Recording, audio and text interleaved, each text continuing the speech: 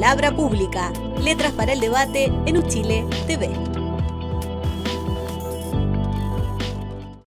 Bienvenidos a Palabra Pública, letras para el debate. Tenemos la suerte de reencontrarnos, como les contábamos la semana pasada con ustedes, en este espacio, un programa que hacemos en conjunto a través de Uchile TV y la Radio Universidad de Chile, y que sigue en su temporada 2022. Sean una vez más muy bienvenidos y bienvenidas.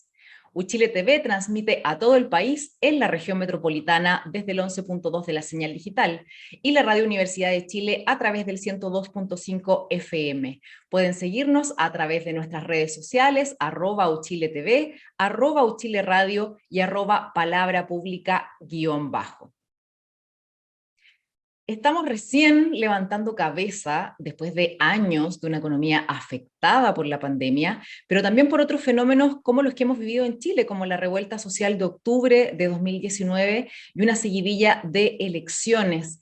En ese contexto, hoy vamos a estar hablando sobre el libro La pandemia neoliberal, hacia una economía al servicio de la gente, y también sobre otros temas relacionados con economía, con el autor de este libro, el profesor Ricardo French Davis, a quien paso a presentar inmediatamente. El profesor French Davis es Premio Nacional de Humanidades y Ciencias Sociales, es doctor en Economía por la Universidad de Chicago e ingeniero comercial de la Universidad Católica de Chile.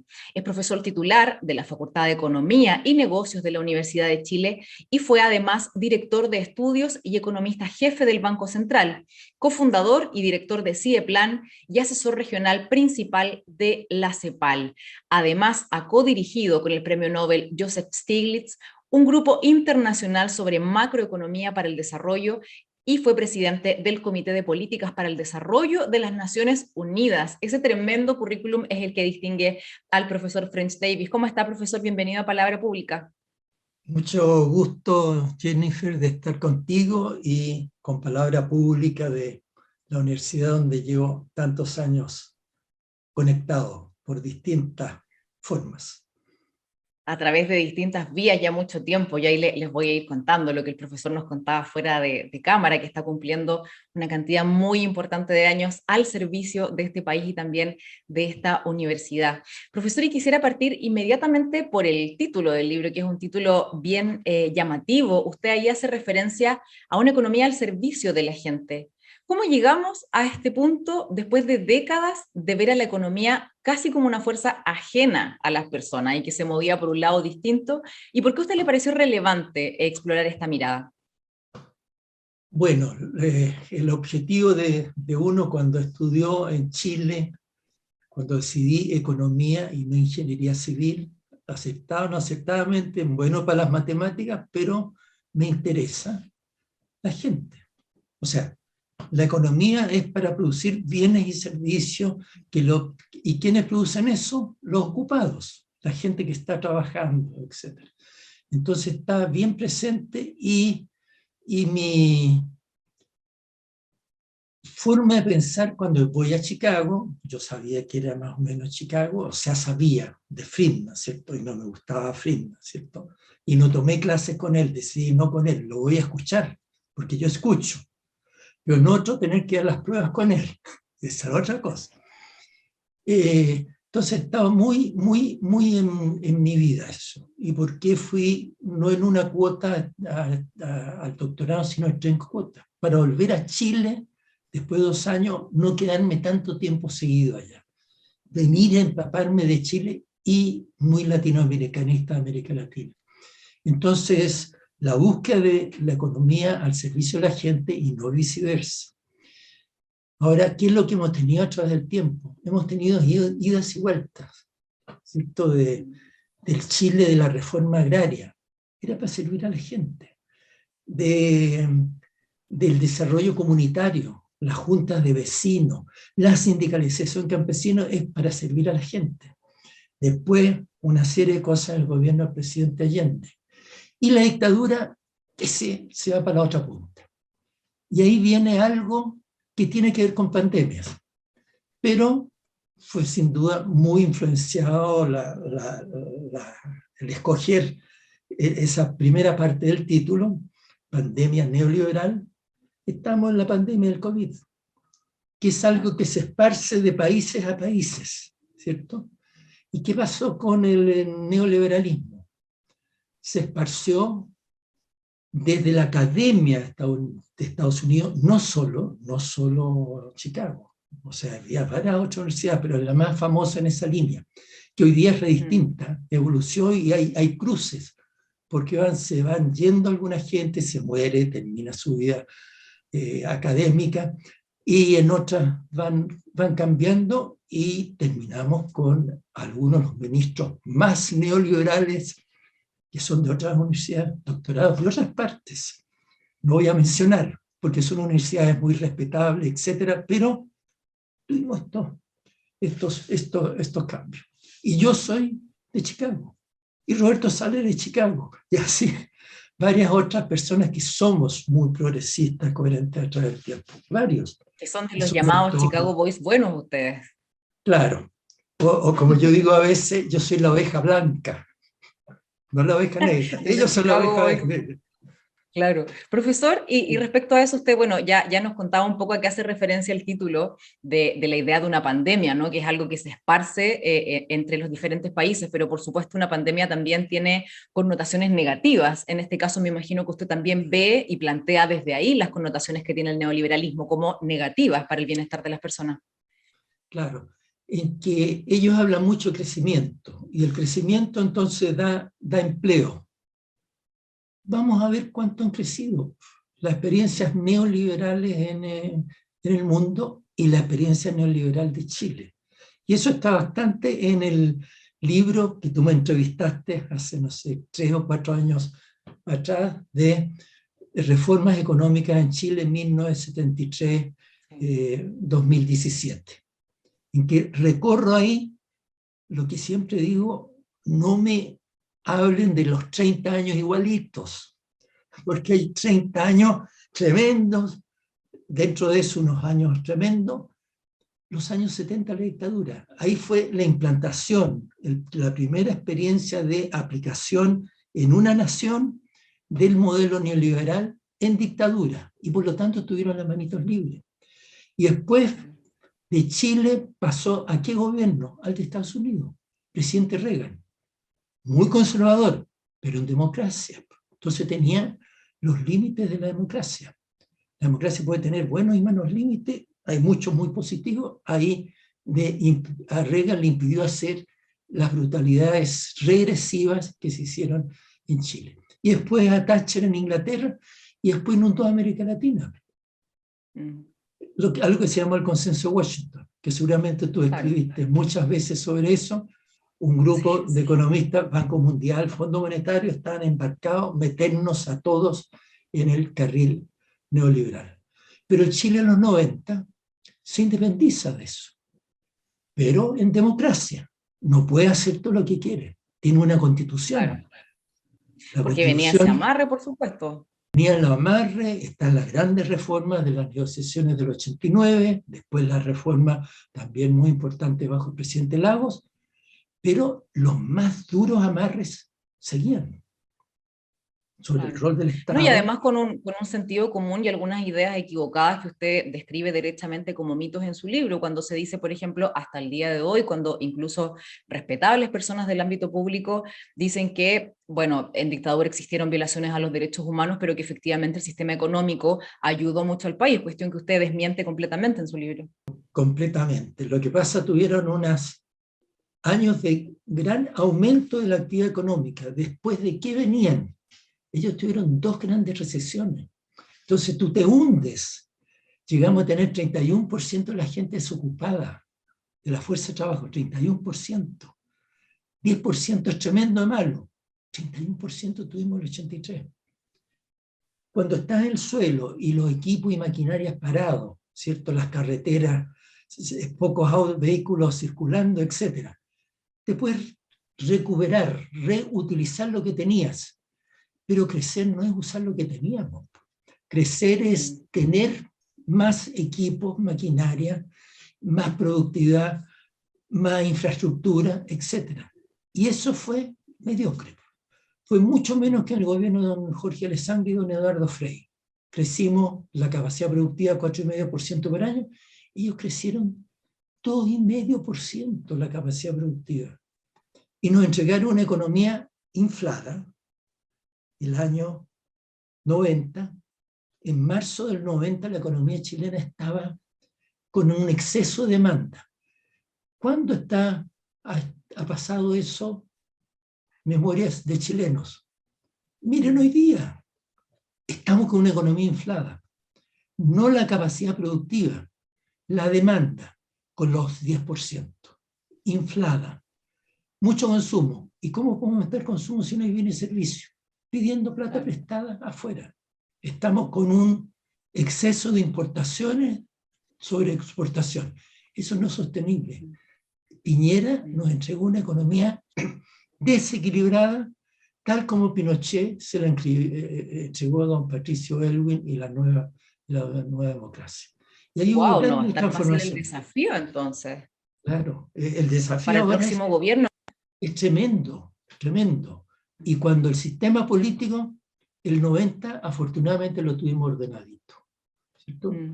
Los partidos que se unieron para conquistar la democracia, como decía el presidente Lago, con un lápiz, la rayita, en Elwin versus y por los parlamentarios democráticos que estaban postulando en su parlamento.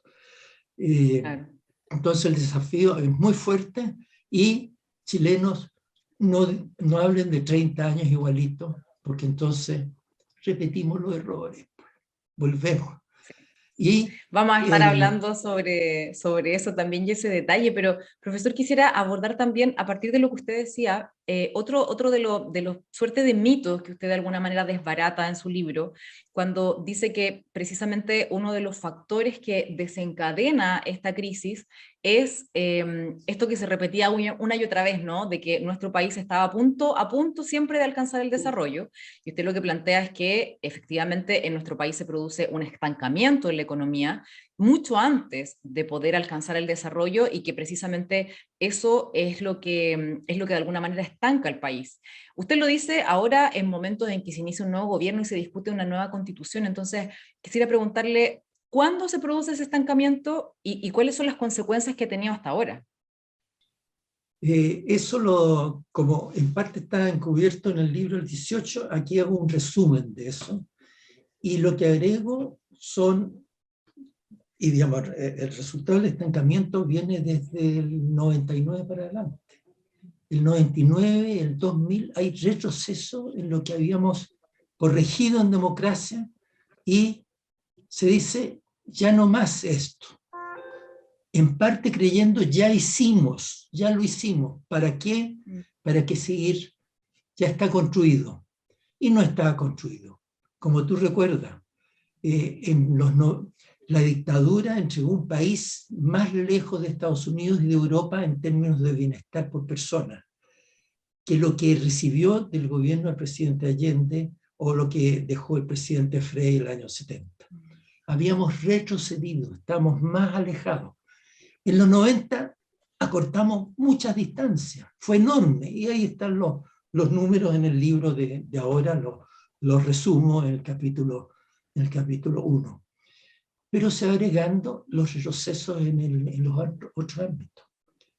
La aparición de corrupciones, el tremendo demora en corregirlo del financiamiento de la política. Sabíamos que la democracia nació con el poder económico muy concentrado, y ese poder económico muy concentrado había sido pinochetista, y entonces financiaba la política para ir empujando a no me cambien las cosas de que me dio Pinochet en lo económico, creyendo que había sido exitoso eso. No había sido exitoso. Los 90 hicimos otra política económica dentro de lo que permitió la Constitución, dentro del espacio de lo posible, pero el espacio de lo posible se fue ampliando.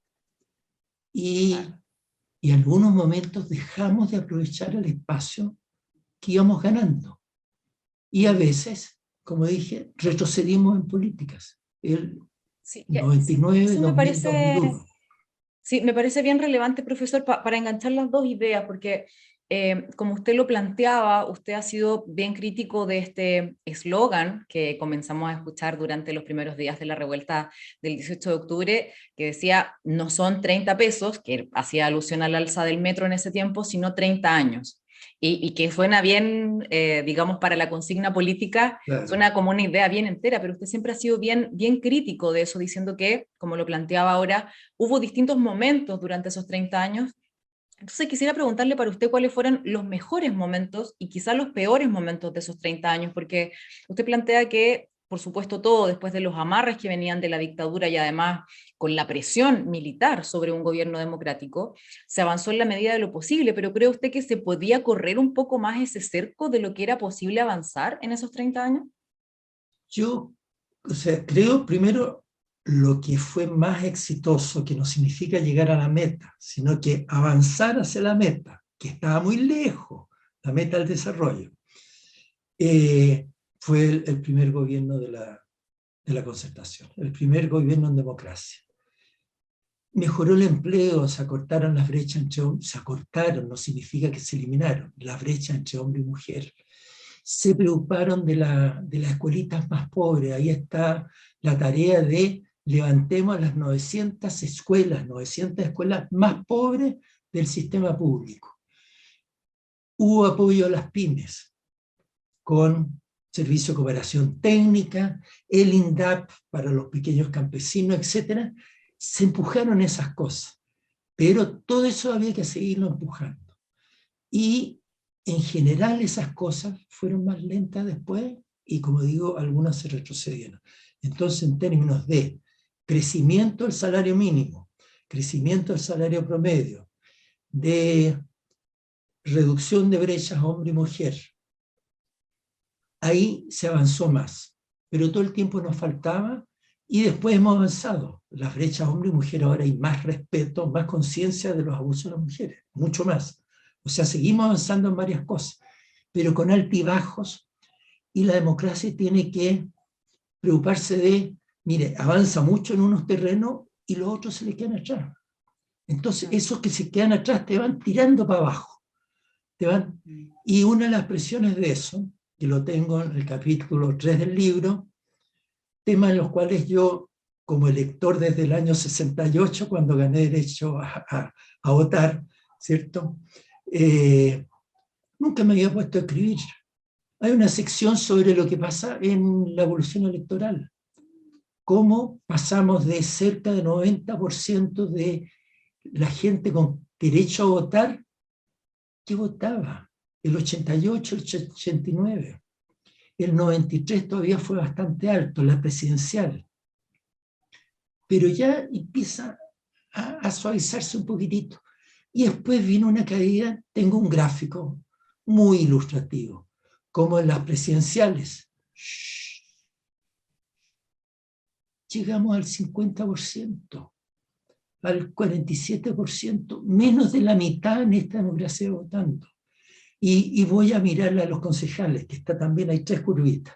Presidencial, tú lo has visto, presidencial, diputados y concejales. Hay muchas más, hasta los alcaldes, los senadores, etcétera, pero 5 curvas, la gente no ve nada. Con 3 curvas, de clarito. Por Dios, qué horroroso esto. Y no lo veían nuestro sistema político. Esto no es que íbamos así, planito arriba, y de repente caímos. No, es una curva Claro, venía produciéndose. ¿Y qué continua. es lo que escribe para usted en el libro, para nuestros auditores y auditoras y también quienes nos están escuchando, perdón, viendo a través de Uchile TV, donde usted lo describe precisamente como uno de los factores ese de crecimiento en la votación en las personas en Chile, como uno de los factores que explica también la crisis actual, junto con otros que vamos a seguir explorando en el próximo bloque, profesor Ricardo French Davis, pero ahora vamos a hacer un pequeño alto en el programa, una breve pausa y ya seguimos con esta interesante conversación con el Premio Nacional de Humanidades y Ciencias Sociales y Académico de la Universidad de Chile, Ricardo French Davis. Palabra pública.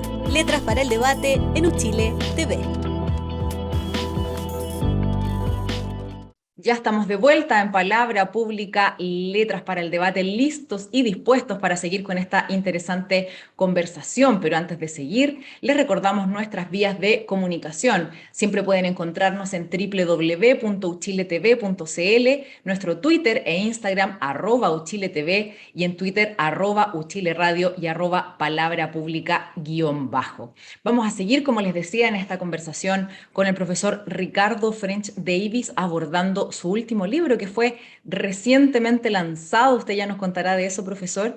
Y le quería preguntar por uno de los elementos que usted considera en su libro. Usted, ¿de qué manera lo que usted describe como una, entre comillas, anomalía financiera que ha permitido el abuso para las personas de sistemas como las AFP, las ISAPRES, los bancos y las eléctricas, han influido en el descontento que ha hecho que las personas hoy pujen por un nuevo sistema económico para nuestro país? Ese es otro de los elementos que fueron surgiendo, ¿cierto? Mencioné la corrupción, los acuerdos empresariales tan famosos en la farmacia, en las tres grandes grupos ahí, en los papeles, etcétera, abuso. Y van surgiendo y apareciendo la toma de conciencia de las mujeres, ¿cierto? Entonces, desde tomar en serio los femicidios, uno ya es tremendo, ¿cierto? En el año, y las docenas que teníamos a veces.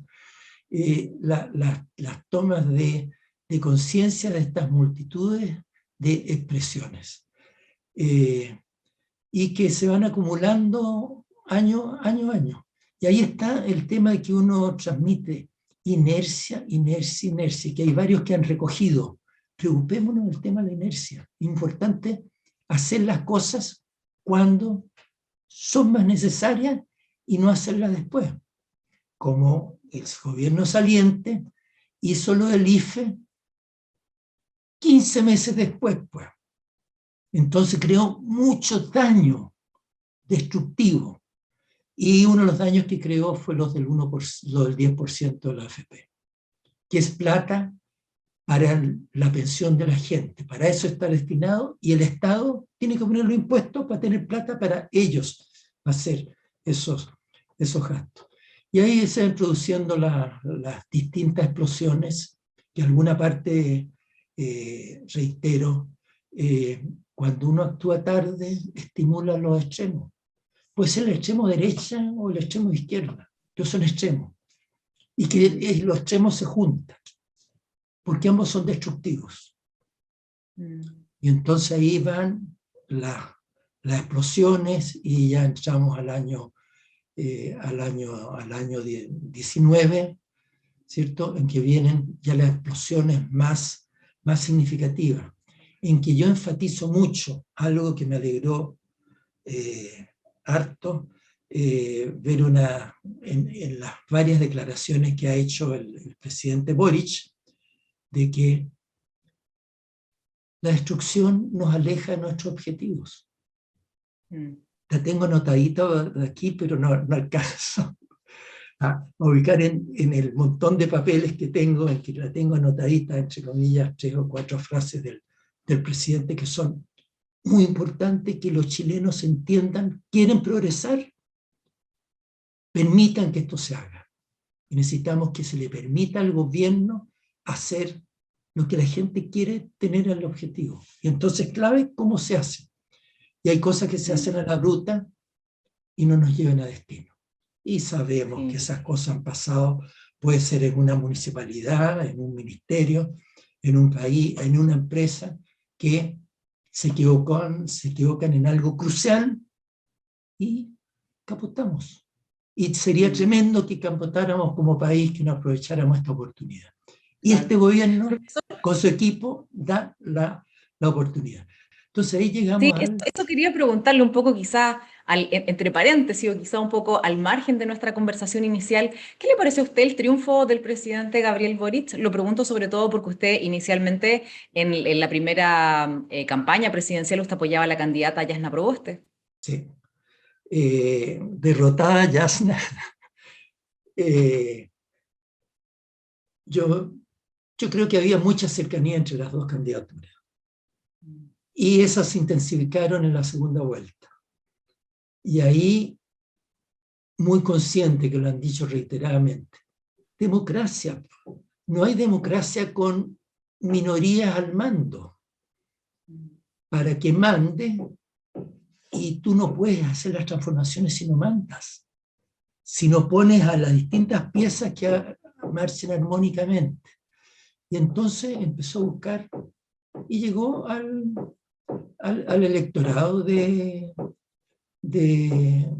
la llana y la concertación, en que la concertación no era un bloque cerrado, eso ha ido evolucionando. Ha habido mucha gente que se ha dado cuenta de, pucha, esto lo debimos haber hecho 20 años atrás, o 15 años atrás, pero por lo menos tratemos de hacerlo ahora. Y entonces ahí fue la llamada como de a 10 economistas y economistas, hombres, mujeres y hombres, que habían estado trabajando en el programa de la senadora Provoste. Y hubo muy buena acogida. Y hay gente que dice, pero eso entonces entregaron las orejas. No. Sí. ¿Quién es tan choro que puede tener todo claro, todo definido, cuando estamos en un país que está en un cruce de camino, que es re importante cuál de los 3 senderos que tenemos queremos ir al fracaso absoluto, quedarnos en la mediocridad, o empezar a dar el salto? Porque no puedes dar un salto para arriba, puedes dar un salto para abajo, destruyes en un día, ¿cierto? Con una bomba grandota destruyes muchas de las cosas que hay. Pero la construcción de un país que tiene muchos atrasos en el ámbito económico y social, muy lejos el desarrollo en lo económico, muy lejos, no basta distribuir, tienes que aumentar la torta. Y chilenos, fíjense, ¿cómo se aumenta la torta? Con empleo, pues. Tenemos que mejorar el empleo. Y si empezamos a repartir plata para gastarlo hoy día, y nos olvidamos de las pymes y de la capacitación laboral, de las regiones atrasadas, nos vamos a quedar en la mediocridad o en el caos y el retroceso. Y ese es el gran desafío hoy día. Y yo lo he dicho varias veces en los días recientes, en entrevistas, conversaciones. El presidente Boric ha ido creciendo día a día. Y miembros de su equipo, y fue una buena conformación del grueso del equipo, hay mucha gente que no conozco, pero yo tengo en los ámbitos míos, Hacienda y Economía, ministro y subsecretaría, muy acertados. Y en algunos, Usted ve con otros optimismo también, pero esos son los que yo conozco, que tengo elementos que los conozco hace tiempo. Claro. Profesor, ¿y qué hacemos con el modelo? Porque usted es un crítico efectivamente del modelo que rige nuestra economía y también nuestras relaciones sociales. Entonces, mi pregunta es, ¿cómo logramos salir de ese paradigma de que el mercado sabe y que puede decidir por cuenta propia? Porque tengo la impresión de que en los últimos años hemos visto harto de eso, que la política dejó de tomar decisiones que quedaron finalmente solo en las manos del mercado. Entonces, quisiera saber, desde dónde lo ve usted, ¿qué posibilidades reales tenemos hoy de que se instale con fuerza la disputa por el modelo económico que nos rige? ¿Eso cómo se hace? Con las políticas públicas. ¿Qué voy haciendo con las políticas públicas? Con las nuevas leyes, en que las leyes, nada más que la ley, y tenemos docenas de leyes que no se aplican, o se aplican a media. Las leyes acompañadas de corrección en la ley sin contradicciones, armónicas con el resto, y todo esto necesita mucho aprendizaje. Y por eso le digo, bueno que crezca en sabiduría para hacer lo que queremos, que este país tenga más inclusión. Y que eso pasa no por repartidas de cheques, sino que de empleabilidad de la gente, y que la economía no esté pasando de ajuste recesivo a ajuste recesivo. En el 90-98 no tuvimos ningún ajuste recesivo. desde el 91. El 90 estamos ajustando el desequilibrio que nos dejó la dictadura. Nos dejó un desequilibrio que había que corregir, y el Banco Central sabiamente tuvo 3 votos contra 2, los mandantes del Banco Central, para ir cambiando las cosas y hacerlo de tal manera que nos empujó para arriba y no para un bajón para después volver a salir para arriba del socavón y volver al punto de partida habiendo perdido 3 o 4 o 5 años de progreso. Entonces, ahora eso se puede hacer si la reforma tributaria parte acertadamente. Y declaraciones de hoy día: no podemos lanzar todo el paquetito ahora, no quiero demorar todo el paquete, 6 meses, 8 meses, qué sé yo. A la presidenta Bachelet le tocó mucho tiempo. El presidente Elwin sacó la reforma en 2 meses, y la reforma laboral, las dos. Se logró concertar mayorías para eso. No era el 100% lo que queríamos. Ahora tampoco se va a lograr con este parlamento tan disperso, que es malo para la democracia tanta dispersión. Dice, así todos tienen voz, y todos hablan al mismo tiempo, no se avanza. Necesitamos que converjan las voces, converjan para construir. Oiga, Por eso profesor, hay y que construir mayorías. en esa discusión donde usted plantea que no se puede, en el fondo, lograr todo en los tiempos tan breves, ¿le parece a usted que hay que comenzar a trabajar desde ya en una de las promesas de campaña del presidente Gabriel Boric, como es la reducción de la jornada laboral a 40 horas? Se lo pregunto porque usted ponía harto énfasis en más trabajo, más trabajo, más trabajo, pero no sé cómo interactúa eso con otras medidas. ¿Qué le parece a usted? Es muy importante, para ser eficaz, hacer las cosas en el momento oportuno. Reducciones de jornada, cuando tengamos una situación laboral que va clarito mejorando 1, 2 o 3 años, mejorando. Si uno lo hace ahora, vamos a empeorar la situación laboral. Y le he escuchado a ministros y al presidente que ahora lo dicen clarito. Pueden decir, ¿por qué antes? Porque antes estábamos en otra situación. La situación laboral de hoy día es muy mala.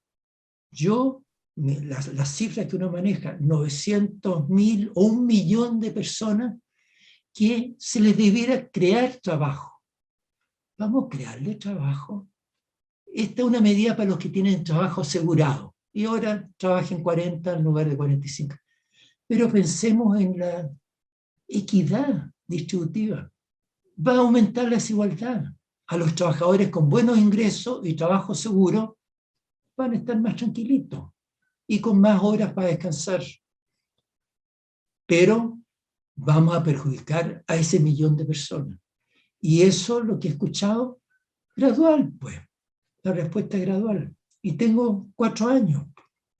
Segundo año mejorará, pero este año va a ser muy duro. La tarea que le dejó este gobierno, especialmente incluyendo decisiones de último minuto, en que dicen yo quiero gobernar hasta el último día. Entonces toman decisiones ahí que afectan todo el año 22. Pues. Estaban ellos tomando decisiones del gobierno siguiente. Y las declaraciones de que la plata sobra, de que hay 30.000 millones de dólares de holguras. Qué vergüenza que diga alguien que tiene algún título en economía que está dejando holguras. Tenemos flacuras gigantes, famélicas, de los presos del nazismo de los pobres judíos y enemigos del nazismo en los campos de concentración nazi, famélicos, nos deja una economía y unas cuentas fiscales famélicas, con un déficit enorme. Tenemos buen precio del cobre, pero no se va a quedar siempre arriba el precio del cobre. Lo que necesitamos es gasto permanente con ingresos permanentes. Por eso necesitamos reforma tributaria. Pero era vergonzoso los titulares de 2 medios de comunicación 3 veces. En la primera plana, el titular de la parte política o económica, y después al interior. Holguras de 30.000 millones. Profesor, vámonos precisamente a eso. a los desafíos que va a enfrentar el gobierno del presidente Gabriel Boric, porque en la última parte de su libro usted propone algunas ideas y propuestas de lo que se debe hacer para cambiar la matriz productiva y mejorar el crecimiento del país. Entonces quisiera que nos contara sobre esas propuestas y si considera que el programa del presidente Gabriel Boric apunta en la dirección que usted considera la más razonable para avanzar en la economía de nuestro país. A mí me parece que recogieron muy bien en sus titulares de la primera vuelta, como digo, todos temas complejos. Las transformaciones de fondos son complejas. Las repartidas de plata que uno no tiene es muy fácil, ¿cierto? Hay que tenerla para repartir y además es para el presente o para la construcción del futuro. Y yo veía bastante presente la preocupación sobre la construcción del futuro. Estamos con una economía que necesita una nueva normalidad. No queremos volver a lo que teníamos el 19, lo que en el capítulo 3, 4, uno discute con varios de los que están mencionados, de lejos del desarrollo, etcétera, etcétera, etcétera. Y eso requiere una serie de medidas, las cuales en el capítulo final cubrimos 5 o 6 áreas. Primero, ¿qué es el neoliberalismo? El neoliberalismo no es el mercado, sino que endiosar al mercado. Los escandinavos tienen economía de mercado y son tremendamente incluyentes. Tremendamente incluyentes. Los chinos tienen economía de mercado. Partido Comunista al comando pleno de la nación, pero tienen mercado. El problema es cómo manejas el mercado para que en lugar de estar al servicio de unos pocos, esté al servicio de la gente, de la mayoría, el subtítulo de cómo, y esas son las políticas que operan, como he tratado de enfatizar siempre, la construcción es gradual. El tercer piso no puede venir antes del primer piso. Tienes que ir metiendo los elementos y que no se te queden. No ponga el fierro y se te olvidó el cemento, ¿cierto? O viceversa, se te desmorona. Ir poniendo los ingredientes. Y ahí viene la sección sobre desarrollo productivo. Tenemos que tener políticas activas de desarrollo productivo. Pero no es que el Estado se ponga a producir tallarines. No es estratégico. Lo que necesitamos ahí es diseñar las políticas para que el millón de empresas que opera en Chile, ¿cierto? O unas 800.000 y unas 20, 10 o 15 o 20.000 grandes, puedan trabajar tranquilos. Y he visto que el gobierno, uno transmite, y el gobierno, cuando hay incertezas, hay delincuencia por todos lados, saqueos, como ha habido en el gobierno de derecha que acaba de terminar. La delincuencia es peor hoy día, no es mejor, como hay menos delincuencia, como ha dicho la respectiva ministra. ¿Cuánto fue desmentida por los técnicos de la información? Tenemos mucha delincuencia. Narcotráfico es peor que hace 4 años atrás. Todas esas cosas son contra el crecimiento, el empleo, la inversión. Y necesitamos que una economía aprenda a manejar sus políticas del entorno en que se mueven todos. Y ahí tengo un análisis sobre cómo tienen que conciliarse el Ministerio de Hacienda y el Banco Central. Y ahora pasó un señor de una institución a la otra, ¿cierto? Entonces conoce harto la otra. Pero es importante que siempre estén trabajando, no para mantener el statu quo, para cambiar el statu quo. Y este statu quo es peor que el año 19. Hemos retrocedido. Al final este gobierno es peor que al comienzo del gobierno de Piñera. Peor, peor. En empleo, distribución del ingreso, etc. Inversión. La inversión de los privados se nos fue trancando del 2000 para adelante. En los 90 la inversión privada. Podían votar por la dictadura y por el pinochetismo.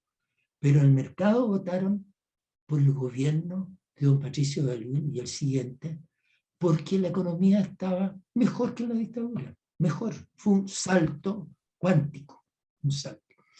Entonces, la concertación, coordinación. Hay gran discusión sobre las pymes. Y el ministro de Economía parte juntándose con las pymes. En los gobiernos anteriores, me decían algunos dirigentes, muchos dirigentes de pymes que he conocido, ¿cierto? Pedimos la entrevista y nos dan 2 meses después la entrevista. Y el grande está bien, hay que conversar con los grandes. Y hay que invitarlo a las reuniones. Absurdo no haber invitado cupo. ¿Cómo no haber cupo para un dirigente empresarial grande, 2 o 3 en la ceremonia? Fue una metida de pata nomás. Y se reconoce las metidas de pata. Y un Estado que necesita platas, porque nos dejan con un déficit enorme y además queremos hacer cosas nuevas. Y ahí está en la discusión, y yo creo que hay mucha coincidencia con los tipos de impuestos, lo que he escuchado hoy día, ¿cierto? Un resumen hecho por uno de los ministros, que tienen que ver con estos temas, de que probablemente vayan tales o cuales impuestos primero, porque eso se pueden aprobar rápido. Y entonces empezamos a recoger plata rápido, y lo que no se demora algunos meses, porque es muy difícil hacerlo, porque no hay experiencia. Por ejemplo, el impuesto a la riqueza. Soy gran defensor del impuesto a la riqueza, pero no solamente a los de 30 millones de dólares. Hagamos una graduación para los que han ido o hemos ido subiendo de ingresos, que todos empecemos a un poquitito de aporte, y los otros 2 poquititos, y los otros 4 poquititos, y los muy ricos es mayor. No esos y el resto nada. Yo creo que es mal principio. Malo para la democracia, malo para la eficacia. Tengamos graduación, y que los sectores medios, los que están más mejor, y uno tiene información para saber cómo fueron afectados o no afectados por el COVID, en impuesto interno. Usemos la información disponible. En la AFP, ¿estaban cotizando o no cotizaron? El que estuvo cotizando con el mismo sueldo de antes no requiere plata extra. Puede tener poca, porque Chile es subdesarrollado. Eso se logra cuando avancemos hacia el desarrollo. No se puede hacer ahora, pero ahora tenemos que apoyar a los que fueron perjudicados. Y los que ahora es están... cuando, profesor, ojalá que algunas al menos de las copias de su libro lleguen ahí a los pasillos de la Moneda, porque ahí hay una serie de recomendaciones, usted nos detallaba algunas, pero por supuesto que les recomendamos a todos y todas quienes nos siguen La pandemia neoliberal hacia una economía al servicio de la gente, el último libro del profesor Ricardo French Davis. Profesor, le agradezco muchísimo por este tiempo, le deseo también mucho éxito con el libro ahora que ya fue lanzado. Muchas gracias, Jennifer. Encantado de este encuentro y que sigan tu consejo. Muchas gracias también, gracias, el suyo, profesor, que es el que tiene que decir. Muchas gracias también a todos y todas quienes nos siguieron hoy a través de Uchile TV y Radio Universidad de Chile. Recuerden que Uchile TV transmite a todo el país en la región metropolitana desde el 11.2 de la señal digital. Pueden escuchar, como siempre, la Radio Universidad de Chile en el 102.5 FM. Gracias por acompañarnos y que tengan una gran jornada. Palabra pública. Letras para el debate en Uchile TV.